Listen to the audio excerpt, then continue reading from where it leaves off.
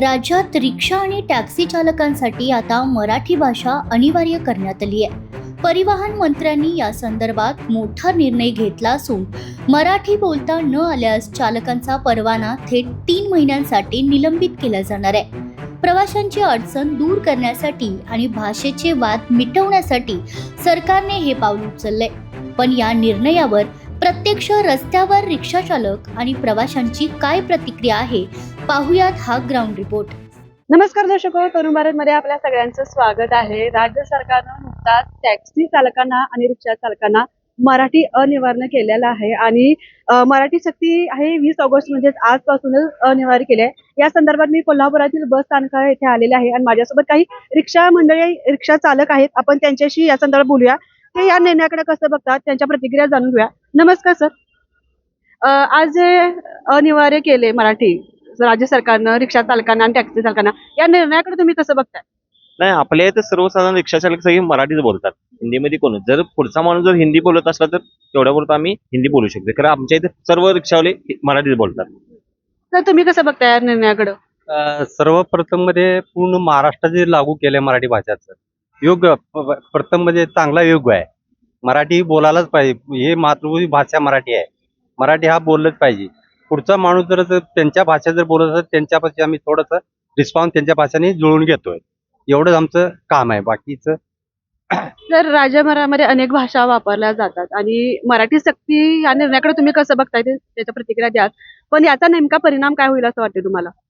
आज महाराष्ट्रातले रिक्षा चालक असू देत किंवा प्रवासी असू देत, प्रत्येक माणसाला महाराष्ट्रात राहतोय म्हटलं मराठी हे आलंच पाहिजे. थोडंफार का होईना पण आलंच पाहिजे. पण बाहेरचे जे पर्यटक येतात, आंध्र प्रदेश असू दे, बाहेरचे तमिळनाडूतले असू दे, त्यांना कन्नड येतं. पण त्यांना आम्ही काय करतो, त्यांना समजण्यासाठी हिंदी बोलण्याचा प्रयत्न करतो. पण शक्यतो करून पहिला आपण मराठीच बोलतो त्यांच्याशी. पण हा निर्णय हा योग्य आहे की मराठी हे आलंच पाहिजे. प्रत्येक माणसाला महाराष्ट्रात राहतोय म्हटल्यानंतर मराठी हे आलंच पाहिजे आणि हा निर्णय घेतला हे योग्य आहे. आणि हे केलं तर जरा कुठेतरी रिक्षा चालक, रिक्षावाल्यांवर जरा असं घेऊ असेल.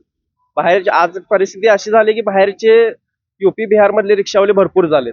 पण त्यांचं कसं झालंय, त्यांना काय त्यांचं लायसन बॅच विचारलेलं नाही, त्यांना परवाना का असेल ते विचारलं नाही. पण आपल्या महाराष्ट्रातल्या लोकांना जे आहे सगळे हे ते महाराष्ट्र लोकांना हे करायला पाहिजे.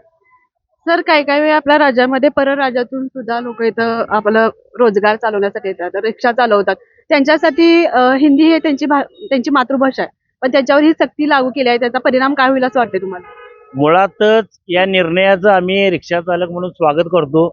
हा निर्णय उशिरा घेतलेला शहाणपण आहे. आता महाराष्ट्रातल्या जर स्थानिक इथल्या युवकांना किंवा इथल्या नागरिकांना जर हा व्यवसाय करायचा असेल तर लायसन आणि बॅचसाठी 15 वर्षाच्या रहिवासी पुराव्याची अत्यंत निकडीची गरज किंवा कायदा आहे. मग यांना लायसन आणि बॅच कुठून मिळालं? जर लायसन बॅच मिळाला असेल आणि त्यांनी जो पुरावा म्हणून रहिवासी दाखला दिला असेल तर 15 वर्ष राहिल्यानंतर जर तुम्हाला मराठी येत नसेल तर ते अत्यंत दुर्दैवी आहे. कोणत्याही राज्यात या देशातल्या गेलं की तिथली स्थानिक भाषा येणं हे कायद्यानं बंधनकारक आहे. मुळातच शासनानं ह्यांच्यावर ही बंदी घालण्यापेक्षा त्यांना ती येणं गरजेचं होतं. त्यांना येत नाही किंवा जाणीवपूर्वक ते बोलत नाहीत म्हणून त्यांना आज सक्ती करावी लागते. शासनाच्या या निर्णयाचं कौतुक आहे, स्वागत आहे. पण आपण जर महाराष्ट्रात राहत असेल तर मराठी येणं यायलाच पाहिजे आणि जर येत नसेल तर त्यांच्यावर तात्काळ राज्य शासनानं बंदी घालायला पाहिजे आणि त्यांना हाकलून दिलं पाहिजे. सर, तुम्ही कसं बघताय या निर्णयाकडे? छान आहे निर्णय. मराठी हे बोलायलाच पाहिजे. कुठलाही रिक्षावाला असला बाहेरचा तर त्यांना मराठी बोलायला पाहिजे, त्याला मराठी यायलाच पाहिजे. त्यात आता व्हिडिओ बघितला आम्ही इन्स्टाला, तो इंग्लिशमध्ये OTP सांग म्हणतोय आपल्या मराठी माणसाला. त्याचा काय अर्थ आहे? मराठी यायलाच पाहिजे रिक्षावाल्याला. तर या होत्या रिक्षा चालकांच्या प्रतिक्रिया. कोल्हापूर हे पूर्ण महाराष्ट्रामध्ये सर्वात पर्यटनाचं केंद्र म्हणून ओळखलं जातं. राज्यातून सुद्धा इथं हजारोंच्या संख्येने पर्यटक येत असतात आणि तुम्ही रिक्षा चालकांच्या प्रतिक्रिया पाहिल्या असतील.